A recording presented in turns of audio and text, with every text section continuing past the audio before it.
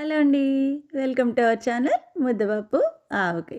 ఇవాళ మన రెసిపీ వచ్చేసి పాలకూర పప్పు అండి. ఇదొక డిఫరెంట్ స్టైల్‌లో చేశాను. ఇది మీకు ఖచ్చితంగా నచ్చి తీరుతుంది. ఒకసారి వీడియో కంప్లీట్‌గా చూడండి. మీరు చేసి చూడండి.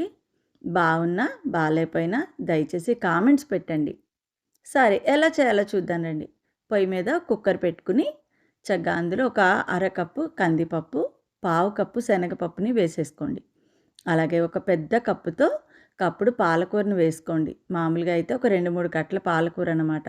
నాకిక్కడ బేబీ స్పినాచ్ అని దొరుకుతుంది. అందుకని నేను ఆకులు కట్ చేయకుండా డైరెక్ట్‌గా అలా వేశాను.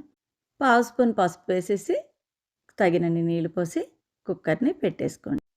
చక్కగా ఒక 2 విజిల్స్ వచ్చాక ఆపేసుకొని 5 నిమిషాలు పోయాక ఒక్కసారి మూత తీసి చూద్దాం ఎలా ఉందో రండి. చాలా బావుంటుందండి. కందిపప్పు చక్కగా ఉడికిపోతుంది. శనగపప్పు మధ్య మధ్యలో అలా తగులుతూ ఇది ఈ పప్పుకి చాలా అంటే చాలా బావుంటుంది. సరే ఎలా చేయాలో ఒకసారి చూసేద్దాం రండి. పొయ్యి మీద గిన్నె పెట్టుకుని ఒక 2 స్పూన్స్ ఆయిల్ వేసేసుకోండి. వేసుకుని ఆయిల్ కొంచెం వేడెక్కాక ఒక హాఫ్ స్పూన్ ఆవాలు వేసుకుని, అలాగే ఒక హాఫ్ స్పూన్ జీలకర్రను కూడా వేసుకోండి. ఒక పావు స్పూన్ మెంతులు వేసుకుని చక్కగా సిమ్‌లో పెట్టుకుని కొంచెం పోపు వేగే వరకు వేయించండి. అలాగే అందులో ఒక 6 వెల్లుల్లి రెబ్బలు, అలాగే ఒక 2, 3 పచ్చిమిరపకాయ చీలికలు వేసుకోండి. ఒక 4, 5 ఎండుమిరపకాయ ముక్కలు కూడా వేసేసుకుని, ఒక మీడియం సైజు ఉల్లిపాయని కట్ చేసి అందులో వేసుకోండి. ఇప్పుడు నిదానంగా కొంచెం ఉల్లిపాయ మగ్గే వరకు అలాగా వేయించుకోండి. అలాగే కొంచెం కరివేపాకును కూడా అందులో వేసేసుకోండి.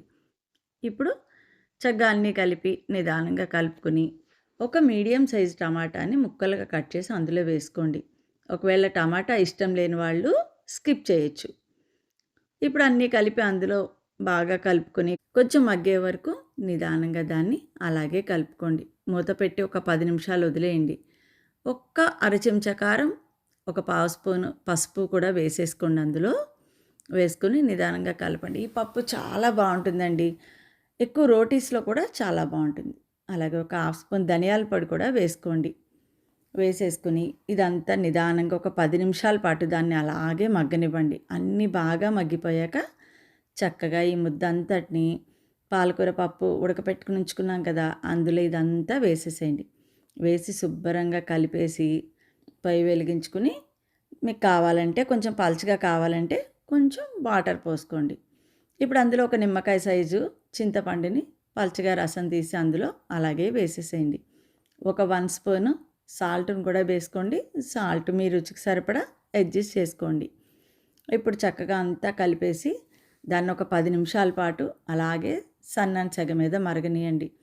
ఈ పప్పు మాత్రం నేను చెప్తున్నాను చూడండి మీకు, చపాతీలో కానీ, జొన్న రొట్టెలో అయితే అసలు చాలా అంటే చాలా బావుంటుంది. అన్నంలో, అన్నిట్లో చాలా బావుంటుందండి. ఈ రెసిపీ కనుక మీకు నచ్చిందనుకోండి, లైక్ చేయండి, షేర్ చేయండి. అలాగే సబ్స్క్రైబ్ కూడా చేసుకోండి మా ఛానల్‌ని. మీ కామెంట్స్‌ని మాత్రం మాకు ఖచ్చితంగా తెలియజేయండి.